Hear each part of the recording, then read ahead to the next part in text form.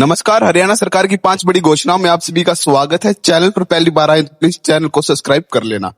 पहली बड़ी घोषणा आ रही है, हरियाणा सरकार के नायब सैनी सरकार ने मंडियों में फसल खरीद के दौरान होने वाली धांधली को रोकने के लिए कमर कस ली है। मुख्यमंत्री ने साफ चेतावनी दी है कि अगर मंडियों में कोई गड़बड़ी या लापरवाही मिली तो अधिकारियों पर गाज गिरेगी। सरकार का लक्ष्य है कि किसानों का एक एक दाना एमएसपी पर खरीदना और उसका पैसा उनके खातों में भेजना। साथ ही मंडियों में किसानों के लिए पीने के पानी, छाया और साफ शौचालय और खाने की कैंटीन जैसी सुविधाओं को पुख्ता करने के लिए निर्देश दिए गए हैं। सुरक्षा और पारदर्शिता के लिए मंडियों के गेटों पर सीसीटीवी कैमरे भी लगाए जा रहे हैं। पूरी प्रक्रिया की निगरानी के लिए नोडल अफसर तैनात किए जाएंगे ताकि किसानों को फसल बेचने में कोई परेशानी ना हो।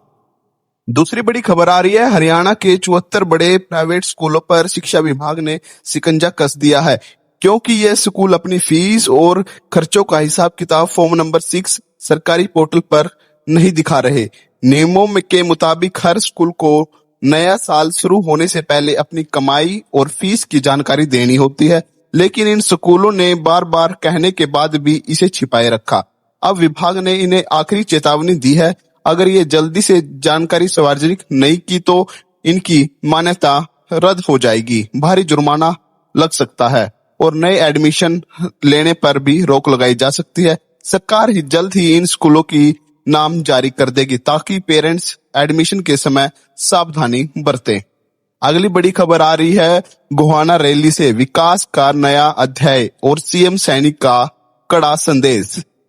हरियाणा की राजनीति और विकास के लिहाज से कल का दिन बेहतर महत्वपूर्ण रहा, जब मुख्यमंत्री नायब सैनी गोहाना की अनाज मंडी में आयोजित धन्यवाद एवं विकास रैली में पहुंचे। अब जानते हैं विस्तार में क्या कुछ मुख्यमंत्री जी ने घोषणा की है गोहाना जिले के लिए। इस रैली का मुख्य उद्देश्य न केवल जनता का आभार जताना था, बल्कि गोहाना के विकास को एक नई रफ्तार देना था। मुख्यमंत्री ने एक साथ 113 करोड़ रुपए की 16 नई परियोजनाओं का उद्घाटन और शिलान्यास किया। इन परियोजनाओं में नए स्कूल भवन, बिजली घर और सड़कों भी शामिल हैं, जो आने वाले समय में स्थायी निवासियों के जीवन स्तर को सुधारने में बड़ी भूमिका निभाएंगी। सीएम ने मंच से आंकड़ों के साथ अपनी बात रखी और बताया कि पिछले 11.5 वर्षों के दौरान भारतीय जनता पार्टी की सरकार ने अकेले गोहाना विधानसभा क्षेत्र के विकास पर 1794 करोड़ रुपए खर्च किए हैं। यह आंकड़ा दर्शाने के लिए काफी है कि सरकार की प्राथमिकता में यह इलाका कितना ऊपर है।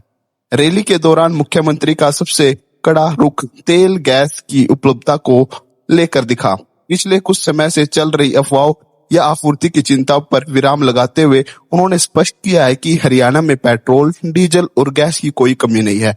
उन्होंने कालाबाजारी करने वालों को सख्त चेतावनी दी है कि यदि कोई भी व्यक्ति कालाबाजारी करेगा या उनको ऊंचे दामों पर बेचने की कोशिश करेगा तो उन पर सख्त से सख्त कार्रवाई की जाएगी। इसके साथ ही युवाओं के भविष्य से जुड़े सबसे संवेदनशील मुद्दे यानी कि नौकरी पर बोलते हुए सीएम ने बिना खर्ची पर्ची के सिस्टम को अपनी सरकार की सबसे बड़ी उपलब्धि बताया। उन्होंने गर्व से कहा कि आज हरियाणा के युवाओं को अपनी काबिलियत पर भरोसा है, क्योंकि उन्हें पता है कि नौकरी पाने के लिए अब किसी नेता की सिफारिश या रिश्वत की जरूरत नहीं है, बल्कि केवल उनकी मेहनत और मेरिट के आधार पर उनको अब नौकरी मिल रही है।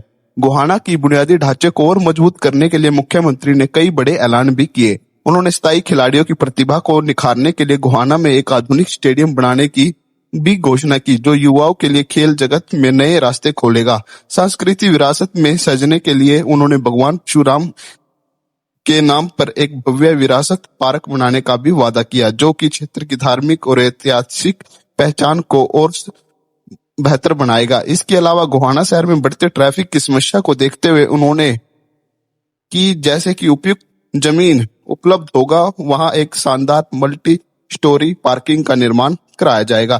कैबिनेट मंत्री डॉक्टर अरविंद शर्मा की उपस्थिति में इन घोषणाओं और उद्घाटन कार्यक्रमों ने यह सफल कर दिया कि सरकार अब चुनावी मोड से निकलकर अब डिलीवरी मोड में है।